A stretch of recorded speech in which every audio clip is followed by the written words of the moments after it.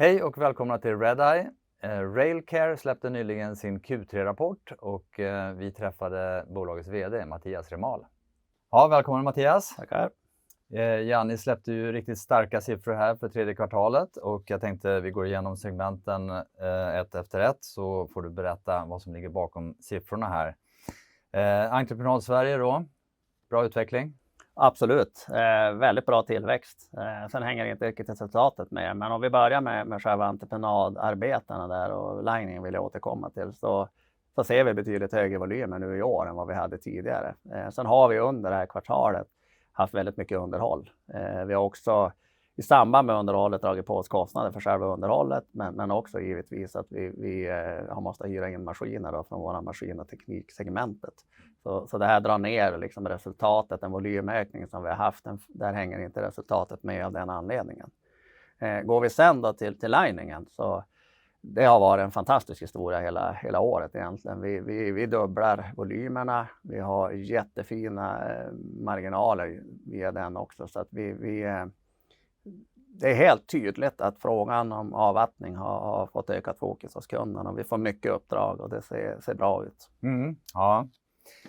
Ja, entreprenad utland då, det studsar tillbaka i alla fall lite från kvartalet innan. Ja, det studsar tillbaka. Vi går runt det här kvartalet. I fjol hade vi ett jobbigt tredje kvartal. Sen är det så att vi är fortfarande i en period av lite jobb. Så att vi ackumulerar på det så är vi fortfarande inte där vi vill vara. Så att vi har vidtagit en del åtgärder. Vi sänkte kostnadsmassan sen i fjol.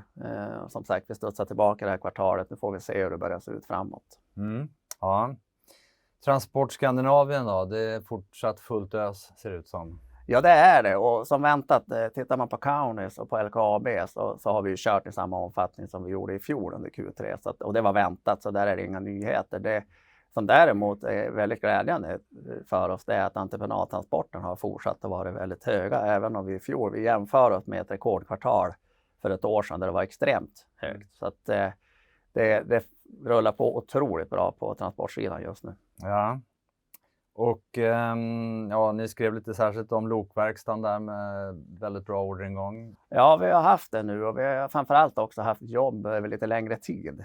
De jobb vi gör åt Nordic Refinans och framförallt Infranord, de här TB-loken som vi har gjort en del arbeten på, de börjar nu gå mot ett slut. Vi ska förhoppningsvis testköra dem i Q1, men det har varit långa projekt och det här ger ju en stabilitet och en långsiktighet i lokverkstan. Sen är överlag beläggningen väldigt, väldigt hög.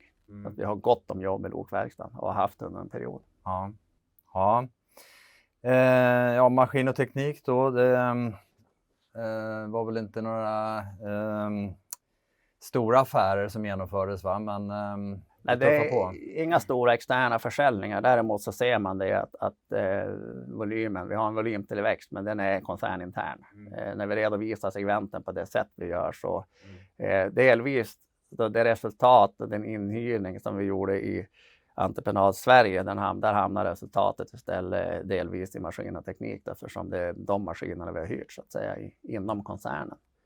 Och det här är ett sätt för oss att optimera och ta tillvara på de resurser vi har på ett bra sätt. Så att det kan variera lite grann mellan segmenten men det är därför också och det gäller även till viss del våra lok som vi hyr in så går de också internt. Och MPV:n, den nya där, den jobbas på enligt plan? Ja, den jobbas och vi ser inga fördröjningar i dagsläget. Vi har sagt tidigare att vi vill ha den klar eller kommer att färdigställa den andra halvåret nästa år och den tidplanen håller vi. Vi ser ingen anledning i dagsläget att det ska bli förseningar. Sen är det oroligt runt om i världen så att det kan mycket väl uppstå problem på vägen. Men just nu där vi står så ser det bra ut att vi ska ha den klar under andra halvåret nästa år. Ja. Och ni har ju varit ute och visat den här, eller föregångaren i alla fall en del och fått stort intresse. Och vad kan man se fram emot liksom, under nästa år inför den kommersiella lanseringen? Bara kort kommentar runt det du nämnde där. Det är ett stort intresse för elektrifiering. Trafikverket har själva tryckt på mycket att det är mot elektrifiering vi ska gå när vi ska minska våra CO2-utsläpp. Att enbart byta till HVO är ingen långsiktig lösning som det ser ut idag. Därför är det också roligt att se när vi är ute på de här mässorna, de här stora mässorna som har varit nu då och i Tyskland, att det finns ett väldigt stort intresse just för batteritekniken. Däremot är vi lite förvånade, och det har vi sagt tidigare också, att det är nästan ingen annan som jobbar med det här. Och framförallt är det ingen annan som jobbar med batteriteknik på så här pass stora maskiner som vi gör. Så här är vi först ut, och vidareutvecklingen av MPV nu med strömavtagare, eftersom vi har den kulturen i bolaget att med entreprenörskapet och allt vad det innebär så bygger vi och utvecklar mer eller mindre samtidigt.